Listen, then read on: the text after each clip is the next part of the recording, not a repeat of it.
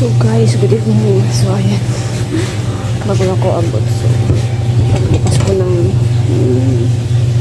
kaunti lang pala yung kanin ko. So ayan, bibili sana ako ng luto na na kanin.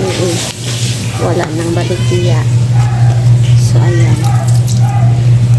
magbibili tayo ng bigas. Magsasaing na lang tayo. Kala ko may kanin pa ako, wala na pala. So ayan, bili muna ako ng bigas guys sa kasasaing. Kakarating ko lang. So yun guys, ay nakabakal ako sa bugas. And yeah, mayara akong bolinaw. Ayun, isudan muna sa karon. Tapos magtitigang na tayo guys dahil nagugutom na tayo. Ano na oras.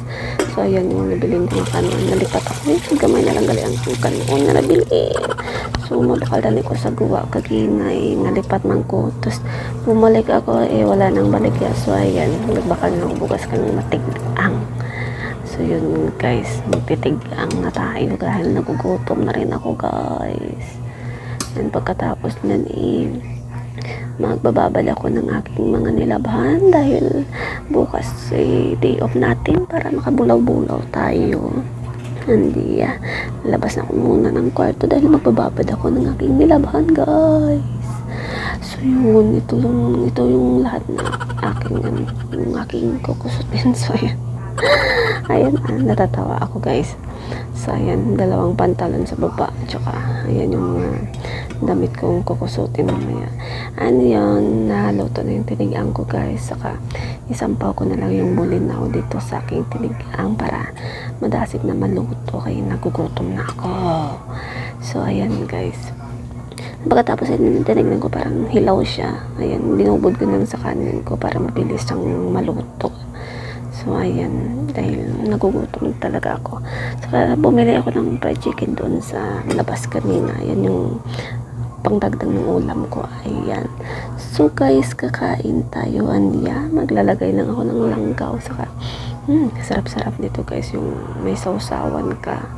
Ayan, ito yung paborito kong sudan. So ayan, may fried chicken tayo. So sana hindi magsasama yung ating tiyan dyan dahil nung nakaraang araw bumili ako ng inasal naman ako sumama yung pakiramdam ko. So ayan, kain tayo guys. So kung nagustuhan nyo itong aking ulam, so ayan, kaway-kaway kayo dyan dahil ginagawa nyo rin naman ito.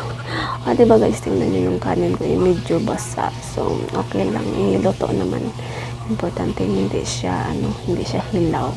So ganyan talaga pag bago lang yung bigas, hindi ko siya matansya. So kain-kain na si Manay guys. Ayan, sarap-sarap ng aking kanin. Ayan, sarap ng aking pagkain guys. Kain tayo. Saka pagkatapos kong kumain magkukusot ng nilabhan. So ayan yung dalawa nagpangudlet na sila. Ayan, nagugutom na rin sila. So mamaya kakain din sila pagkatapos ko muna. So ayan guys, sobrang nagugutom ako. At ayan, yung bahaw ko kanina, ayan, sinampaw ko na rin siya para mainit na sa and yeah, ang sarap-sarap ng aking kanin. So dahil palaging ang binibili natin sa labas mamantika.